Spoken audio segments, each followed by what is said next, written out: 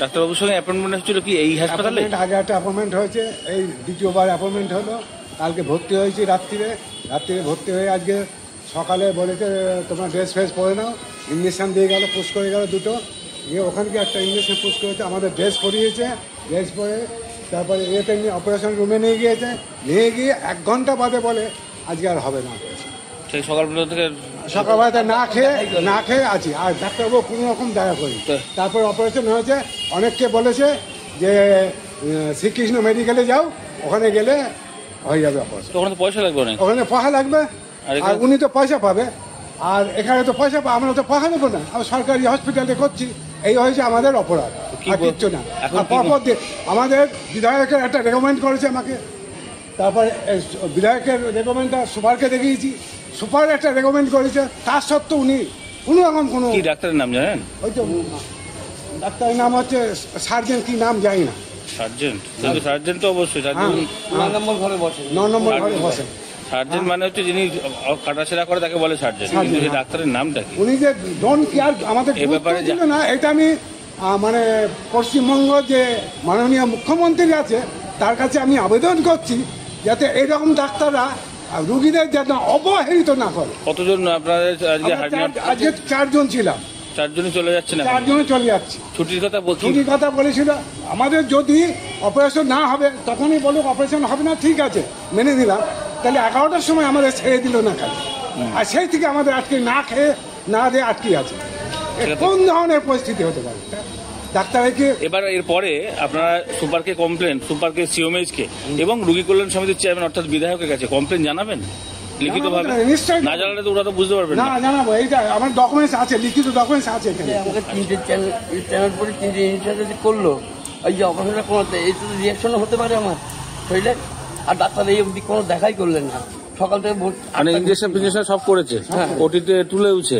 তুলেনি, মানে ঘরে নিয়ে গেছে রেখে 1 ঘন্টাখানিক পরে বলছে আপনাকে ইকো করতে হবে। তাহলে 1 মাস আগে কেন জিনিসটা বলো না? সবকিছু উনি করে নিয়ে সব দেখে শুনে নিয়ে তো ডেটটা দিয়েছে। খাওয়া দাওয়া হয়েছে কখন? সারাদিন কোনো খাওয়া দাওয়া করতে পারেনি?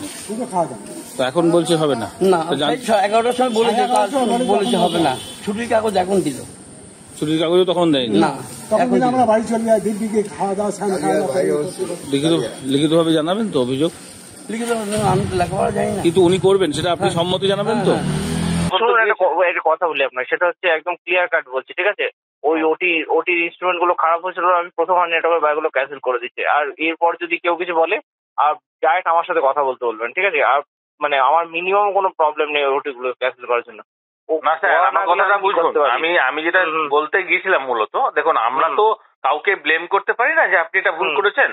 আমার কথা হচ্ছে যে যারা রোগীর পরিবার তারা সাফার যাতে না হয়, এই দিকটা আমরা দেখি। আরে আমার 4টেই করে দেওয়ার কথা ছিল, আমি নিজেই ভর্তি করেছি। আমি সকালে পেশেন্টটাকে আমি অ্যাডমিট করি। সমস্যা হচ্ছে ওটির মধ্যে গিয়ে প্রথম কেসটাতে হার্নিয়ার মানে ডায়াফ্রাম মেশিন খারাপ। তো এবার সেই পেশেন্টটার ব্লিডিং হলেও আমি যাই ওটা কমপ্লিট করে দিই, নাহলে ওটাও অন্য কেউ হলে ওটাও মাঝে রাস্তায় বন্ধ করে দিত।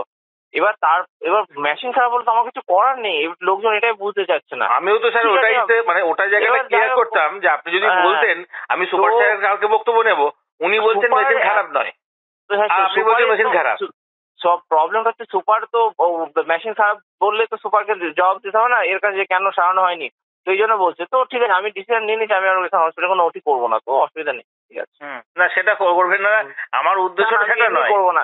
আমরা জানতে চাই একটাই কথা যে কর্তৃপক্ষই হোক বা ডাক্তারবাবুই হোক বা কর্তৃপক্ষই হোক, এবার তাদের ক্ষেত্রে কার গাফিলতি তো আমার সেটা দেখার দরকার নেই। আমার দেখা হচ্ছে যে সেইটা পেশেন্টরা কেন যাচ্ছে না। সকালবেলা 11টার সময় তাদেরকে যদি কাগজপত্র দিয়ে দেওয়া হতো তাহলে কোনো প্রবলেম হতো না, কিন্তু সন্ধ্যেবেলায় তাদেরকে ওটি মানে ছুটিটা দেওয়া হচ্ছে সন্ধ্যেবেলা। রাউন্ড ছিল সন্ধ্যেবেলা, আমার রাউন্ড ছিল, কারণ আমার ডিউটি তো এমার্জেন্সি ছিল না, আমার রাউন্ড ছিল সন্ধ্যাবেলা, ওই জন্য 5টার সময়। একটি ব্যাপার স্যার, মানে এই ব্যাপারটা আমি বুঝতে পারছি যে হাসপাতালে সেই অর্থে পরিকাঠামো নেই, অথচ আপনাকে দিয়ে অনেক কিছু করানো হচ্ছে, এটা আমি বুঝতে পারছি। আমি সিম্পল, আমি আর কোনো ওটি করবো না। এবার লোকজন বুঝুক, আমার কি যায় আসে না, কারণ হচ্ছে আমি করে দিলাম, কোনো লোকজন আসতো, আমি করবো না আর কোনো। সিম্পল অ্যান্ড সোবার ল্যাঙ্গুয়েজ, আমি করবো না কোনো। সেটাই, আমি তো এবার তো আমি সুপার স্যারকে বললাম, স্যার আপনার সেটা ইনভেস্টিগেশনের পার্ট, আমার পার্ট নয়। আমার পেশেন্টে তারা কমপ্লেন করেছে, এবার আপনারা প্রপার আমাকে উত্তরটা দেবেন। আমি কালকে সুপারকে বক্তব্য নিতে যাবো, আমি বলবো আপনি বলুন হয় আপনি আপনার ডাক্তারের নামে দোষ দেবেন, আর না হলে আপনি আপনার পরিকাঠামোগত ত্রুটি বলবেন। কোনটা বলবেন সেটা আপনার ব্যাপার। যদি ডাক্তারের বিরুদ্ধে দোষ দেন তাহলে ডাক্তারও চেপে ধরবে, ডাক্তারের সঙ্গে সঙ্গে বলবে যে আপনি ওকে সারিয়ে দেখান। বললেই তো হলো না আমি একটা বিপদে পড়েছি বলে একজনের ঘাড়ের উপর চাপিয়ে দেবো, সেটা তো ঠিক না। শুনেছি আমি ব্যাপারটা পুরোটাই অমানবিক। এটা আমাদের তরফ থেকে আমি সত্যি লজ্জিত, ক্ষমা চেয়ে নিচ্ছি। এই জিনিসটা ভুল হয়েছে আমাদের ডক্টরের তরফ থেকে। আমি যা বুঝতে পারছি ভুলটা আমাদের তরফ থেকে হয়েছে এবং ডাক্তারবাবু করেছেন। তাও এনকোয়ারি হবে, এখন সরাসরি ভুল বলা যাবে না। এনকোয়ারি একটা করবো আমরা একটা লিখিত পেয়েছি, তার বিনিময়ে এনকোয়ারি হবে। ডাক্তারবাবু ভর্তি করার আগেই দেখে নেওয়া উচিত ছিল যে জিনিসপত্র ঠিক আছে কিনা, অ্যাভেলেবেল আছে কিনা। ভর্তি করার পর পেশেন্টকে না খাইয়ে রেখে তারপর এটা বলাটা খুবই অনুচিত হয়েছে এবং খুব মর্মাহত। আমি পেশেন্টগুলো কষ্ট পেয়েছেন এবং ওরা সারাদিন না খেয়ে পরে ছুটিটাও ওটি থেকে দিয়ে দেওয়া যেত। আমার সাথে কোনো কমিউনিকেশন করেনি ডাক্তারবাবু। আমি বলার জন্য ডেকেছিলাম, উনি একটা বললেন আমাদের কি ডায়াথার্মোমিটার আছে, ওটা নাকি খারাপ আছে, কিন্তু আমাদের আরো ছিল। সিস্টারের সাথে কথা হয়েছে, উনি বললেন আমাদের আরো ছিল। বের করতে করতে উনি পেশেন্টকে ক্যান্সেল করে দিয়েছেন। এমন করা উচিত না। তাও এনকোয়ারি হবে, দেখা যাক। কারো যদি দোষ প্রমাণিত হয় বা দেখা যায় আমরা যথাযথ হায়ার অথরিটিকে জানিয়েছি ভারবালি, যদি যা যা অ্যাকশন নেওয়ার বা ব্যবস্থা নেওয়ার আমরা। আরেকটা প্রশ্ন রাখবো, যে ডাক্তারবাবু অর্থাৎ ডক্টর রাজস্বী দে তিনি অভিযোগ করছেন যে এই হাসপাতালের যে ওটি, সেই ওটি সেকশনে বেশ কিছু পরিকাঠামোগত উন্নয়ন নেই বা পরিকাঠামো নেই। সেক্ষেত্রে তিনি ভবিষ্যতে যতদিন এই হাসপাতালে থাকবেন তিনি এই হাসপাতালে একদম ফোনে তিনি জানাচ্ছেন যে তিনি হাসপাতালে কোনো রকম অপারেশন করবেন না। একজন ডাক্তার হয়ে কি তিনি এই কাজ বলতে পারেন? আরো গঠিত কাজ হয়েছে, করবেন না এটা বলতেই পারেন না। সরকারি চাকরি করেন উনি, যিনি এমওএসআর মানে রেসিডেন্সিয়াল অফিসে আছেন, সিনিয়র রেসিডেন্ট বলা হয়, সেই হিসাবেও উনি করতে বাধ্য। তবে আমরা এটা দেখবো, যদি উনি বলে থাকেন, আপনারা বলছেন যেমন নিশ্চয়ই বলেছেন, তো সেটাও অন্যায়। এবং পরিকাঠামো নেই স্টেট জেনারেল লেভেলে। আমাদের হাসপাতালে আগেও অপারেশন হয়েছে, এখানে হার্নিয়া, গলব্লাডার বড় বড় অপারেশনই হয় যতটা সম্ভব স্টেট জেনারেল লেভেলে। এখানে আমাদের সুনামও পেয়েছি আমরা, আপনারই খবর করেছেন এক এক সময় বিভিন্ন ধরনের পরিকাঠামো মোটামুটি আছে। তবে গার্দিক সাবজেক্ট শেষ তো নেই, বড় মানে আমার বড় বড় হাসপাতালের তুলনায় মেডিকেল কলেজ ওই লেভেলে তো নেই। তবে সাধারণ অপারেশন করার জন্য পরিকাঠামো বিষয়টি তো সাময়িকভাবে মেশিনপত্র খারাপ হতেই পারে, তবে আরো অল্টারনেটিভ ব্যবস্থা ছিল বা আছে। স্যার বিষয়টি হচ্ছে ওখান থেকে রোগীর পরিবারের দাবি হচ্ছে যে কেউ বা কারা ওখান থেকে বলেছেন একটি বেসরকারি নার্সিংহোমের কথা বলে সেখানে চলে যান। আর ডাক্তারবাবু নাকি বলেছেন 22,000 টাকা খরচা। যদি এটা বলে থাকেন তাহলে তো সেটা তো আরো বেশি। প্রচন্ড কথিত ঘটনা, এটা প্রচন্ড অপমানজনক ঘটনা। এটা আমরা দেখবো, এনকোয়ারি করা হবে, জিজ্ঞাসাবাদ করা হবে যারা যারা ডিউটিতে ছিলেন, অন ডিউটিতে নার্সিং স্টাফ থেকে শুরু করে স্টাফ ওরাই থাকার কথা ওটিতে। ওটি তো বাইরের লোক থাকার কথা নয়। এবার যদি পেশেন্ট যদি আইডেন্টিফাই করে দেন আমাদের ভালো হয়, তো আমরা এনকোয়ারি করে দেখছি। এই ধরনের অভিযোগ পেলে সত্যি ব্যাপারটা আমাদের পক্ষে খারাপ। আমরা সবসময় সরকারি পন্থা বিনা পয়সায় চিকিৎসা করার পক্ষে থাকি এবং চেষ্টা করি। এক ক্ষেত্রে তো তাহলে বোঝা যাচ্ছে যে একবারে সরকারি হাসপাতালের ভিতরে দালাল রাজ চলছে। সেটা যদি হয়ে থাকে, যদি আমাদের হাসপাতালের স্টাফ বলে থাকেন, তাহলে যদি পেশেন্ট পার্টি আইডেন্টিফাই করে দিতে পারেন বা করেন, যথেষ্ট অ্যাকশন নেবো এবং হায়ার অথরিটিকে জানাবো। দরকার পড়লে আমরা থানা পুলিশকে নিয়ে। পশ্চিমবঙ্গের স্বাস্থ্য ব্যবস্থা, মাননীয় মুখ্যমন্ত্রী, তার অধীনে স্বাস্থ্য দপ্তর, শুধু এটা শান্তিপুরের ঘটনা নয়, সারা পশ্চিমবঙ্গেই এই চেহারা। ফুলিয়া হসপিটালের চেহারা, শান্তিপুর হসপিটালের চেহারা, সারা বাংলায় স্বাস্থ্য ব্যবস্থা ভেঙে পড়েছে। গরিব মানুষদের জন্য স্বাস্থ্য ব্যবস্থা নেই। এর জন্য দরকার এই সরকারের পরিবর্তন। সেক্ষেত্রে একটা মানবিকতারও তো ব্যাপার থাকে। একটা মানুষ সকাল থেকে না খেয়ে, একটা কোনো কারণে অপারেশন বন্ধ হতেই পারে, কিন্তু তাদেরকে ছুটি দিয়ে দেওয়া কিংবা আপনারা খেয়ে নিন এই কথাটা বলা, এটা কি প্রয়োজন ছিল না 11টার সময়? প্রশাসনীয় অমানবিক। আপনারা দেখলেন না মানে আরজি করের ঘটনায়, এ সরকার পরিবর্তন না হলে পশ্চিমবঙ্গের সর্বনাশ। পশ্চিমবঙ্গে বিজেপি সরকার আসলে তবেই স্বাস্থ্য ব্যবস্থার উন্নতি হবে। নার্সিংহোম থেকে কে বলেছে সেটা আমি জানি না। যারা বলেছে তারা ব্যক্তি স্বার্থ চরিতার্থ করার জন্য বলেছে।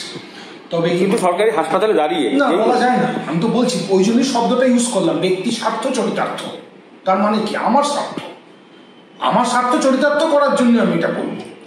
2 নম্বর কথা হচ্ছে, এই ঘটনাটা সঠিক। এটা লোকাল, আমরা সুপারকেও আমি আলোচনা করেছি, সিএমওইচকেও বলেছি। যে ডাক্তারবাবু সম্পর্কে অভিযোগ আছে, সেই ডাক্তারবাবু এর আগে একই কারণে একবার শোকসও হয়েছিল এবং উনি কিন্তু পার্মানেন্ট হিসাবে আমাদের এখানে নেই। এটা আপনাকে বলে রাখছি। সেই জন্যই হয়তো এই ধরনের কাজগুলো করার সাহস বা ইচ্ছা দুটোই ওনার বেড়ে যাচ্ছে।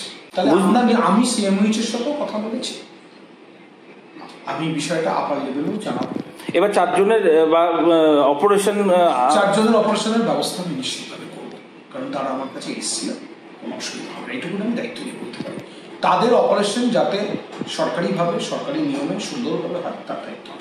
এবং এই অভিযোগটার ক্ষেত্রে আমি আবার একটা কথা বলি, ধরুন আমরা যদি কেউ পার্মানেন্ট না হই তাহলে অনেক কিছু আমরা বলতে পারবো, না হলে আমি নার্সিংহোমের কথা বলবো কেন? এই কথাটা যে বা যারা বলেছে নিশ্চয়ই তারা ব্যক্তি স্বার্থ চরিতার্থ করার জন্য বলেছে। আর আপনার এই যুক্তিটা তো সঠিক, যে ভর্তি করার আগেই কেন উনি বুঝলেন না যে আমি অপারেশন করবো কি করবো না? শান্তিপুর হসপিটালে এই মুহূর্তে কোনো সার্জন নেই উনি ছাড়া। এবার আপনি ব্যাপারটা বুঝে নিন, একটা মানুষের ব্যক্তিগত দায়